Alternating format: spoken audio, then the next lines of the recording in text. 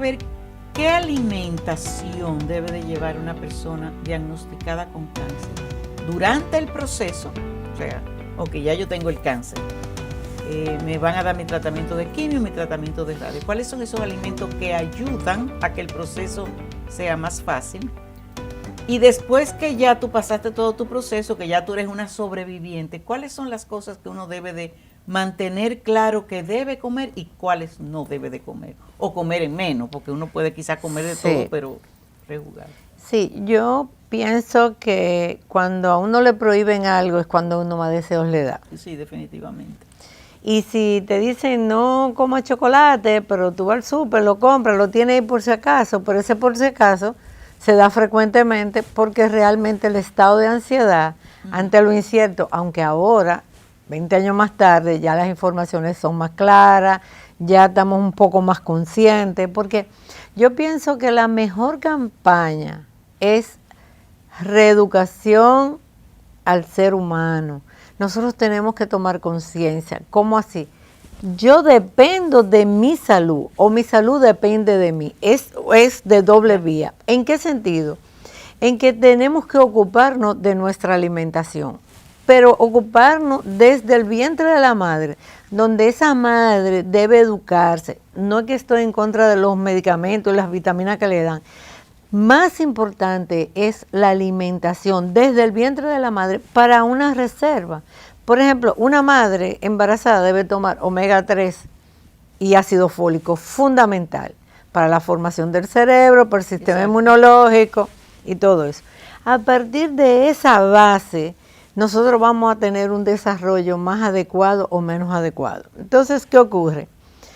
Si todos los seres humanos nos alimentáramos como paciente diabético, nadie se enfermara. Porque ¿qué se le suspende a una persona que tiene unos valores elevados? Que por cierto, y aprovecho entre paréntesis para decirte que ya ha sido modificado, ya no son 100, son 110, 120. Pero que lo están subiendo de... Para que, o sea, porque es que con 60 años tú no puedes tener 100 de glicemia, puedes tener 110 y no tener situaciones. Entonces, ¿cómo vamos a ver el cambio de la alimentación versus calidad de vida? Porque no es tener 80 años, sino cuál es la calidad de vida. Entonces, en cuanto a alimentación, tengo muchas situaciones con madres que me dicen, ay, que al niño no le gustan los vegetales. ¿Cómo que al niño no le gusta? Tú lo has educado, ay, que en casa no comemos vegetales. Ok, entonces, si nosotros no nos reeducamos con base fundamental, donde todos los días debemos comer vegetales verdes crudos, llámese rúgula, espinaca, y podemos comer también lechuga, que hay muchas variedades de lechuga. Entonces, una persona que es ansiosa puede comer la lechuga corazón, que es la que suena mucho, cracky, porque cuando estamos ansiosos, el cerebro está mandando una hormona que no debe estar circulando y entonces cuando el cerebro escucha que estás masticando, él se va calmando. Entonces, ¿qué ocurre? Que el primer plato debe ser vegetales crudos, preferiblemente verdes. Nosotros no nos gusta el brócoli crudo, sin embargo, usted puede hervir el agua, echarle un grano de ajo, una cabeza de ajo, como le llamen. Cuando el agua esté hirviendo, que ya usted tiene lavado el brócoli, bien picadito, usted lo echa, lo tapa y lo apaga y deja que al dente no se pierdan los nutrientes, porque el brócoli, al igual que la lenteja y los garbanzos, debemos comerlo mínimo 3 veces por semana, porque tienen nutrientes necesarios y al mismo tiempo hace que la serotonina se mantenga y que el sistema inmunológico se mantenga. Ok, entonces una persona, o sea, vámonos a focalizar un poco ya en lo del cáncer, o sea, por la gente que me ha estado escribiendo. Para una persona, no necesariamente que tenga con cáncer, un proceso, para todo el mundo, con un proceso, pero pero lo ayuda más para el sistema inmune, lo verde, lenteja y garbanzo. El garbanzo yo no lo sabía, para que usted sepa. El garbanzo es fundamental. Claro, hay que pelarlo, hay que tener paciencia. Y que no sea de lata. Y que no sea de lata. Entonces, bien, ¿qué ocurre? Los vegetales son fundamentales. Y lo ideal es que comamos vegetales al mediodía y en la tarde. La hora de desayunar debe ser antes de las 8 de la mañana, porque entre 9 y 11 de la mañana trabaja el intestino, el vasopáncreas, estómago. Ya me voy a los chinos, o sea que yo hago medicina oriental.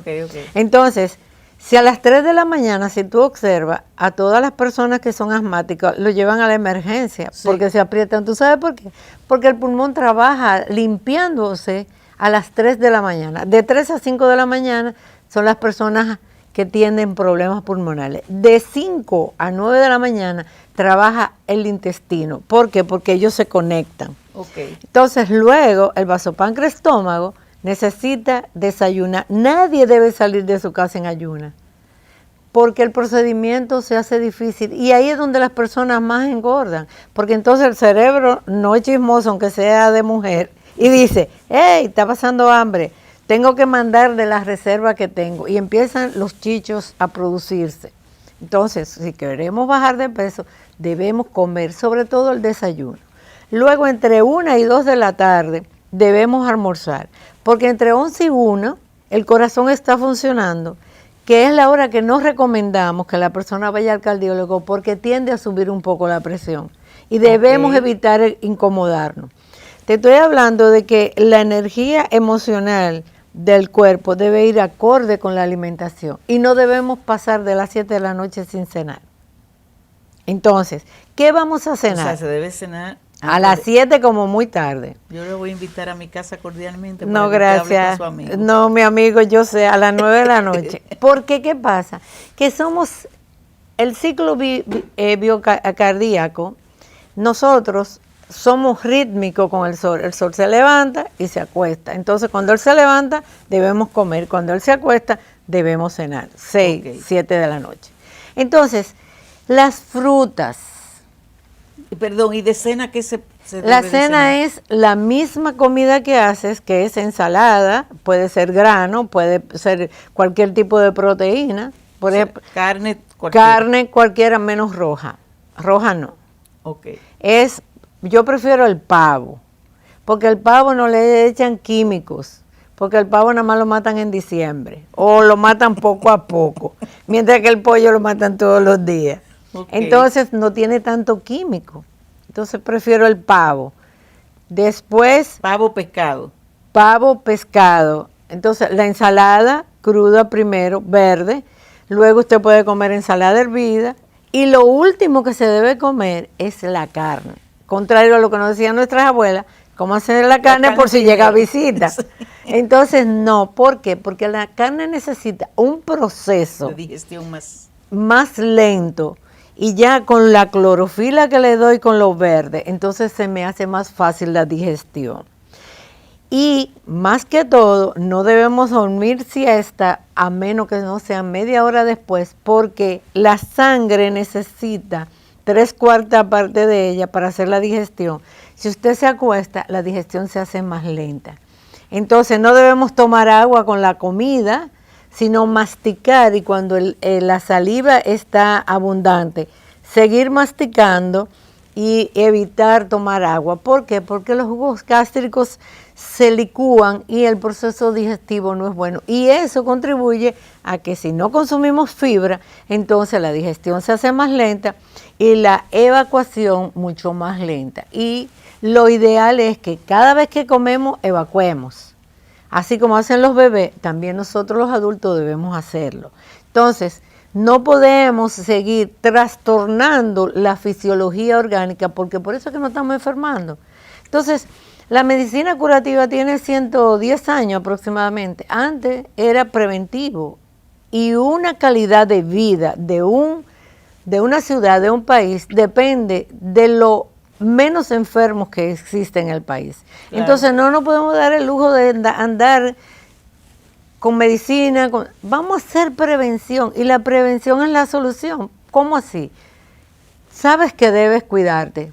¿Y cómo te cuidas? Con tu estado emocional, mandándole alimentación positiva a la mente, estar positiva a pesar de las dificultades, una actitud vencedora, y alimentarte adecuadamente. disfrutar de lo que ingiere.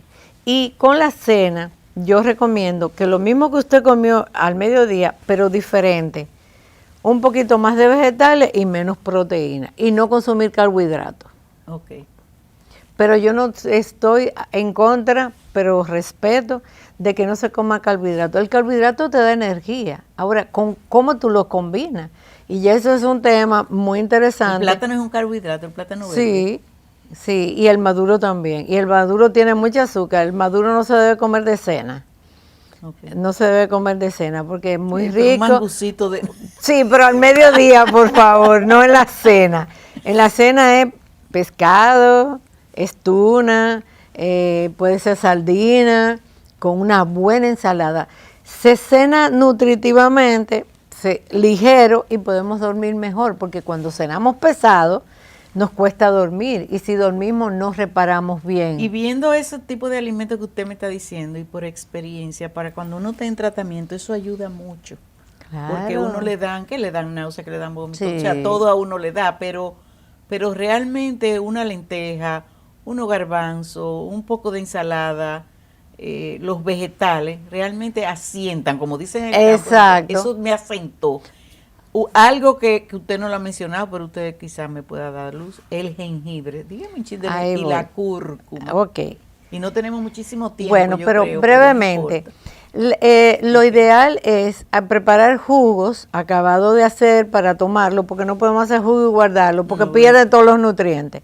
Entonces, usted le echa, pero mira, es una porción de jengibre y es la mitad de una porción de jengibre, porque yo tengo pacientes de cúrcuma, yo tengo pacientes intoxicados, porque es una mano que le echan, o sea, bueno, tú sabes que somos un poquito exagerados. Entonces, el jengibre y la cúrcuma lo debemos consumir, pero debemos descansar, porque si no llega un momento en que su función no ocurre en el organismo.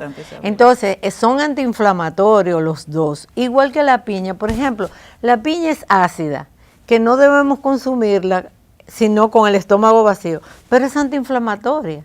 Entonces podemos consumir piña, que gracias a Dios todo el año lo tenemos, pero con el estómago vacío. Todas las frutas deben ser con el estómago vacío, porque en el estómago simplemente sirve de canal para que llegue al intestino. O sea que un desayuno uno debería de comenzar por la fruta. Y 15 minutos más tarde ingerir lo que vas a agregar, el huevo, una lonja de pan con miel o algo así. Así es. Entonces, el estómago vacío es muy importante para la ingesta de fruta. Yo trabajo mucho al inicio de la terapia con los pacientes con enfermedades crónicas cualquiera, pero como estamos hablando del cáncer, y yo lo que hago es una receta agridulce. Por ejemplo, una lonja de pan con un poquito de garbanzo, de hummus, como le decimos nosotros, y con una cucharada de miel.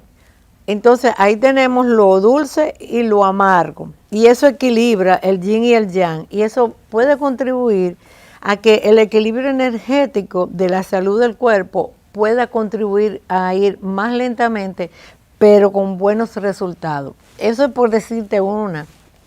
Podemos hablar de muchas cosas que podemos hacer, pero es fundamental que todo ser humano entienda que las frutas y los vegetales son básicos, fundamentales, porque a mayor clorofila, el pH va a estar alcalina y hay menos posibilidades de contagiarnos hasta de una gripe. Entonces, el jengibre lo podemos usar con la carne, con una ensalada, guayar un poco, la cúrcuma también. Podemos poner la cúrcuma como sazonador, igual que el azafrán. El azafrán es un antidepresivo. Ajá. Sí. Hay muchas cosas, o sea, yo estoy terminando una documentación sobre nuestras plantas medicinales dominicanas, y entonces también le vamos agregando todas esas plantas que favorecen y que están en el patio y que a veces la botamos porque que es basura, es hierba mala. Sin embargo, ¿cuánto alimento tenemos a través de la madre tierra? Así. Doctora, ¿y la sábila? La sábila, porque yo digo, o sea, además de untársela, que debo especificar, cuando a mí me estaban dando radio me dijeron ponte sábila, y yo me puse muchísima sábila, pero me la puse mal y como quiera me quemé. porque yo, acelerada un poco, yo hacía como hielito de sábila, Sí. que me refrescaba y yo me lo untaba como un jabón. O sea, yo me lo untaba, Sí. y ya. Pero no, es que me tenía que dejar como un Cataplasma. No, eso no, yo no lo Sí. hice así. Pero me dicen que la sábila es buena también, o sea, ingerirla. Es bueno ingerirla y como no tiene sabor, tú la puedes usar en el Los jugo, jugos y pero eso. es pedacitos. Por eso le estoy preguntando, porque me dicen Pedacito. una penca de sábila, No, pero una penca pero- de sábila, me voy a envenenar. No, pero claro, y hay que pelarla, se corta, se deja que bote toda la toxina, que es lo amarillo que bota. La baba esa. La baba amarilla. Entonces después se lava bien, se quita las espinitas y pedacito, o sea, es pedacito, entonces De lo se de adentro pela. del cristal, no la cáscara. Que la cáscara no, que hay personas que están consumiendo la cáscara, no puede eso le estoy ser. preguntando. No, es simplemente se pela. Cada vez que te vas a consumir un pedacito, tú la tienes en la nevera o fuera de nevera, que no se daña. Entonces no coger una penca grande porque se reabsorbe. Claro. Entonces un pedacito todos los días, consumir eso es mágico también. Y como hay tantas cosas que podemos usar, pero saberlo usar y recordar que hasta lo natural mata, porque el exceso Claro. de las cosas, que fue lo que pasó con la última planta que acabaron con ellas, pero bueno, ¿Cuál? ahí andamos con el noni, que ya nadie le hace caso, se intoxicó muchas personas, tan saludable y sanador que es. Y así pasa con todo, pero Todo usarlo tener- como es. todo es promedio, usted puede comer de todo, pero primero saberlo combinar y segundo aprender que no hay que llenarse, por no decir la otra expresión, y pararse a la mesa. Y que no se me olvide, no comer postre después de comida, Ok. porque el dulce, al igual que las frutas, tienen que tener el estómago vacío para irse hacia los intestinos, porque en el estómago no se Por procesa. eso que dan acidez. Y se fermenta, y si usted comió carne y luego se comió un postre, la carne se descompone con los azúcares y ahí viene todo el problema digestivo, inclusive las personas que expulsan gases con fetidez, Ok. que es muy dañino. Y recordar que en los últimos 7 años se ha determinado que el Alzheimer no es más que diabetes grado 3. O sea, el azúcar se va al cerebro, no hay conexión porque no hay buena hidratación, que es lo que quiero terminar diciendo, que tenemos que tomar agua. Somos más agua Ok. que otra cosa. Entonces, el agua sirve de pestañear, que nuestro corazoncito late, hasta cualquier cosa, cualquier función que él haga. Entonces, el agua es básico.